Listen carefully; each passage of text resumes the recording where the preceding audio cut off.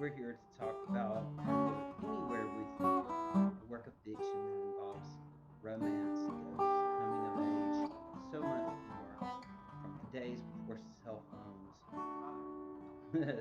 So, plunge back to 1995 with us and let's follow Gina and Lewis on their romantic journey.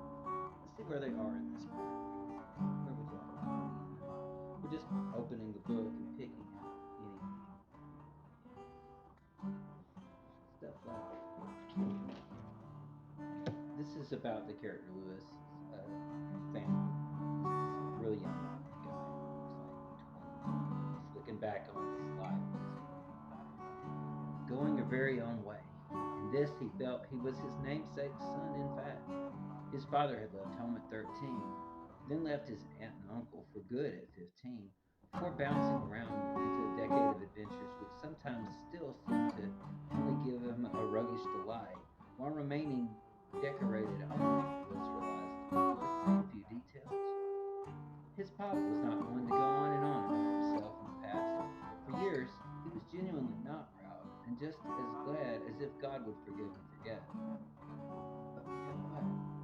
Unless he was excited about putting together a business plan for some land or a new restaurant or some possible partnership with someone he knew from the church, that was generally a man of few words. He could have asked about most anything. He could be asked about most anything, though. He would still try to answer in as few words as possible. He was not usually as likely to talk as Mom. Lou's regret over dropping out of school in eighth grade seemed unlikely to repeat itself in Lewis, but then what new bar should be raised so that he gets how far to go, so that he knows how far to go? Would everyone just find his immature comedy as stone cold hilarious as his friends usually did? Would his banter and ideals just leap onto some billboard? When would he arrive at the new audition for his talents? Was he not scuttling any plans of safety and prestige by dropping out of college and beginning to write songs? Right. Lewis had resented his parents' inability to articulate more than the world outside of high school, with not much curiosity for more than their own steady business for nearly a decade. Pawpaw Green, on their own, and even in partnership with Grandpa and Grandma King, who were not always proud. In fact, while they were kind, if basically strict enough, their ways reminded Lewis to be more proud of Senior because he had tried to be a better family man and show more business sense than he had learned before. He loved them, but never had quite the connection with them his sister had. Maybe it was the cigarette smoke and the strange men that came around for his aunts, the funky smells, the even worse roaches, and the lack of privacy that had made him actually interact with his cousins. He was lucky to remember a few by name and memory. Mostly it was his need to live in his own world, out behind the trailer, out of sight and tucked away in his room. When he had now discovered he needed to find his awareness of the world outside, his fear of that world had sabotaged him and made him cling too much to what some romance offered in the past as he took his continued success rather for granted after an easy time in high school. Except where he had simply not applied himself. Not doing what seemed hard had only led to diminished will. What makes a little time with his parents then so hard? Hadn't he racked up enough self aggrandization for now to just put them first a minute?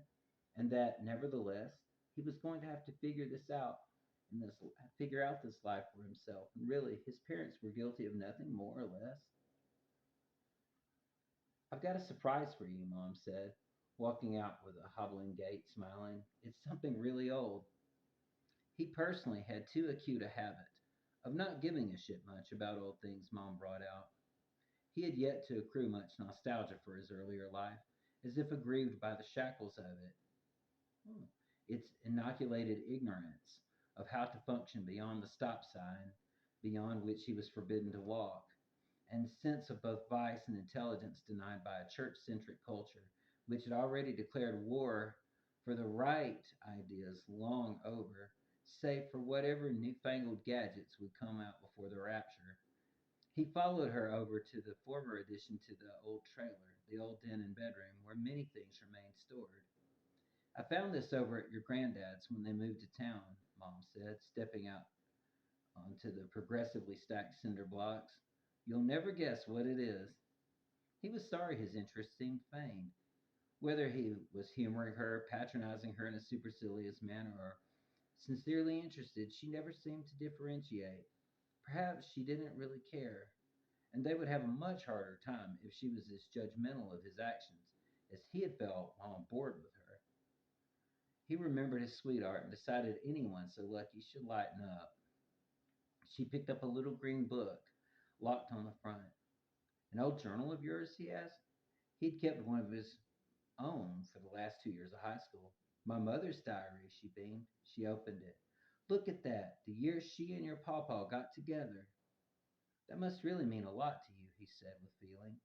Her mother had been dead 3 years and suffered Alzheimer's and constant dementia nearly the entire time he had known her. You mind if I flip through it, Mom? Go ahead, she offered. Did you read the whole thing? He asked, opening his grandmother's pages carefully. The spine was cracked, though all the pages remained inside.